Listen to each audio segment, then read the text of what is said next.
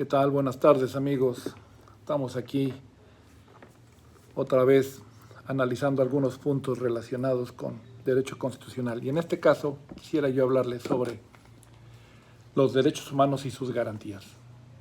En el artículo primero constitucional dice: en los Estados Unidos mexicanos todas las personas gozarán de los derechos humanos reconocidos en esta Constitución y en los tratados internacionales de que México sea parte, así como de sus garantías. ¿Qué quiere decir? También que esto lo relacionamos también con el artículo 25 de la Convención Americana, que señala que todo derecho que esté reconocido debe tener un recurso judicial efectivo, o sea, lo que se le llama la tutela judicial efectiva. ¿Qué quiere decir? Pongamos como en el caso, si estuviéramos hablando del ajedrez. ¿Qué quiere decir esto?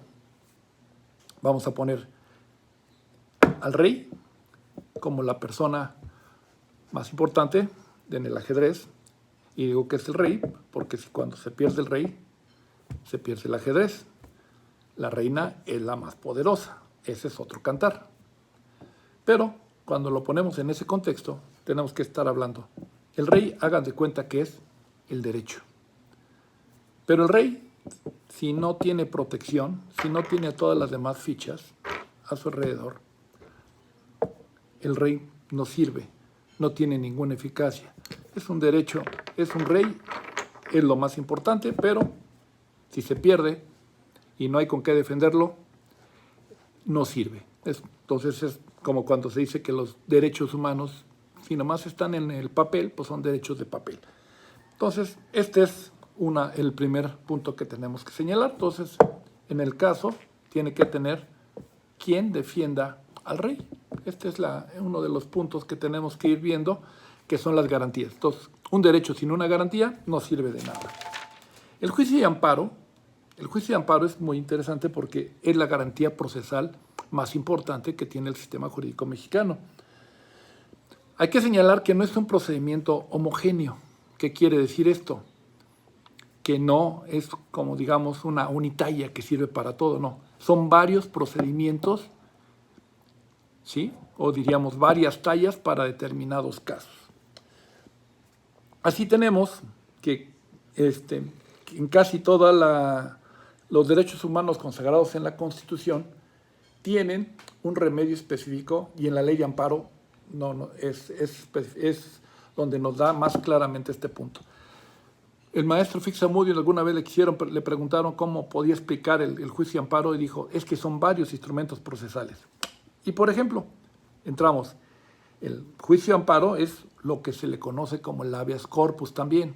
Este es un procedimiento sumamente sencillo y que va únicamente contra autoridades administrativas y a veces judiciales, en las cuales esto solamente se resuelve en el artículo 15 de la ley de amparo. Ahí tiene todo su procedimiento. Ahí dice cómo se hace. Después lo podemos explicar. Pero de entrada es el habeas corpus en el artículo 15 de la ley de amparo en relación con el artículo 126.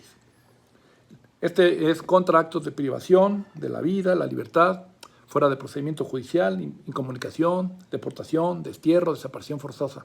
Estas son los prohibidos por el artículo 22 constitucional. En esto, o sea, protege la libertad personal. En esto también tenemos que en el caso también, el juicio de amparo protege la supremacía constitucional. Esta es una garantía. ¿Cómo la protege? Esta es una garantía de carácter constitucional que está establecida para garantizar que los derechos ahí reconocidos no serán rebasados por las autoridades legislativas, por leyes ordinarias. Este es lo que se conoce como el amparo contra leyes. Tiene muy específicos sus procedimientos que no tienen nada que ver con el amparo que al principio empezamos a hablar de él, el habeas corpus. Acá ahora es una autoridad legislativa o alguna autoridad que puede emitir resoluciones de carácter general y abstracto, ¿sí? Entonces, en este caso, adquiere otra característica. Y aquí vamos a encontrar diferentes reglas que después podremos ir analizando, como son cuando hablamos de leyes autoaplicativas, leyes heteroaplicativas, los términos para unos, los efectos para unas, los efectos, cómo se van a hacer. Todo esto es producto, pero muy específico. También tenemos el caso de la seguridad. También tenemos cómo se protege la seguridad jurídica. La seguridad jurídica está relacionada con los artículos 14, 16 y 17. A generalmente se le conoce, es para garantizar que los derechos y obligaciones de los gobernados solamente pueden ser afectados por la autoridad conforme a la ley. Cuando una resolución judicial no se ajusta en sus resoluciones a la ley o a la propia Constitución, pero inicialmente hablamos de la ley, entonces estaremos hablando del amparo casación. Ese es muy importante porque es el amparo contra resoluciones judiciales. Ya hablamos de autoridades administrativas que atacan la libertad, ya hablamos de autoridades legislativas que pueden atacar también, violar la Constitución, y ahora estamos hablando de autoridades jurisdiccionales. Entonces también, fíjese, en los tres ámbitos de gobierno, de los tres poderes, el Poder Judicial tiene incumbencia. Entonces aquí estamos hablando el amparo contra resoluciones judiciales y se le conoce como el amparo casación, que se tramita en una y dos instancias.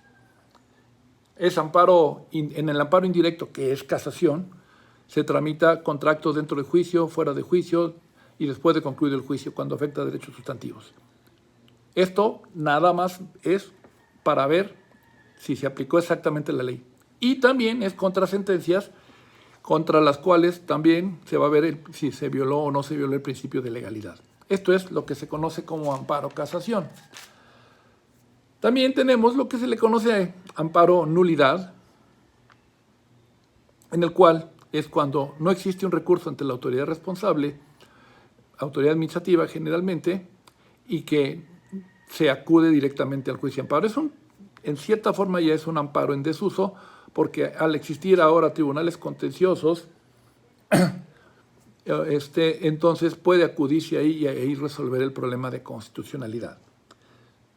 Hay otro instrumento que se llama contra el no ejercicio de la acción penal. También es otro de los instrumentos que se conocen en el juicio de amparo, que se crearon porque era para dar igualdad de armas entre el ofendido y el reo. En este contexto es cuando la autoridad, en este caso el Ministerio Público, no ejercitaba la acción penal, no había recurso, pero se elevó a rango constitucional que tenía que haber un recurso y así fue como se creó contra el no ejercicio de la acción penal. Y posteriormente vino a incorporarse en la ley de amparo como una de las fracciones contra las cuales procede el amparo indirecto. Esto fue por default. También tenemos otro caso de contra autoridades jurisdiccionales, pero que también puede ser administrativas, cuando hay una persona que se estima que en un juicio se están violando sus derechos y él no ha sido escuchado. Aquí encontramos dos hipótesis, que también las desarrollaremos, porque este no es el tema que quiero desarrollar aquí, que estamos desarrollando. Tenemos el tercero extraño natural y el tercero extraño equiparado. El tercero extraño natural, pues será aquel que dentro de un juicio hay un acto, generalmente un embargo, y se afecta un bien de esta persona, y él no es parte de él. Por señalar, en un ejecutivo mercantil se ejecuta sobre los bienes de otra persona que no tenía que ver nada con la relación ni con el título ejecutivo.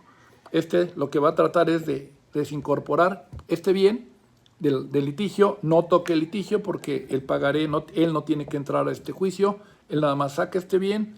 Como esto se hace en forma incidental, no afecta y seguirá el juicio en sus cauces y tendrán que presentar otro embargo sobre otro bien. Ya será otro bien el que se tenga que embargar, pero él ya salvó su bien. Esto se le llama tercero extraño natural. También tenemos aquel que, siendo parte de la relación jurídica procesal, resulta que no es debidamente emplazado, por ejemplo. Entonces ahí se considera que se le violó la garantía de audiencia porque no pudo acudir al juicio por esa falta de emplazamiento. Pero en estos casos tampoco, no solamente se agota con la falta de emplazamiento. Aquí ha habido un error para determinar qué es tercero extraño y se está pensando siempre a ver si cabe en la figura de que si debería haber sido llamado o no debería haber sido llamado o si había participado en el juicio. Se pueden violar las garantías de un tercero aún dentro del juicio, habiendo acudido, inclusive habiendo contestado la demanda. Por ejemplo, hay hipótesis en las cuales se está llevando el juicio y deja de actuarse por un determinado tipo. Precisamente cuando el juicio se deja de agotar por 2 o 3 meses, la reanudación del procedimiento tendrá que ser personal.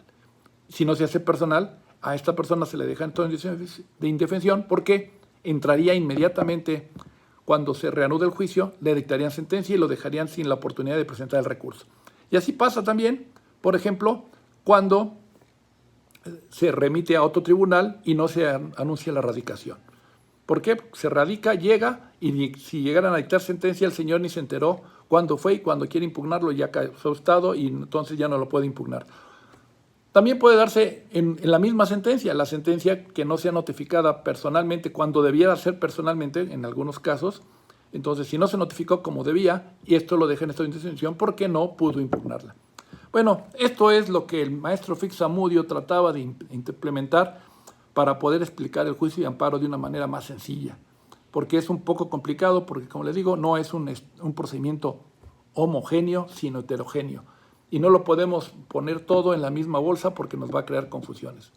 Bueno, por hoy es todo, muchas gracias y estoy a sus órdenes. José Manuel de Alba, estamos aquí trabajando en cuarentena. Muchas gracias.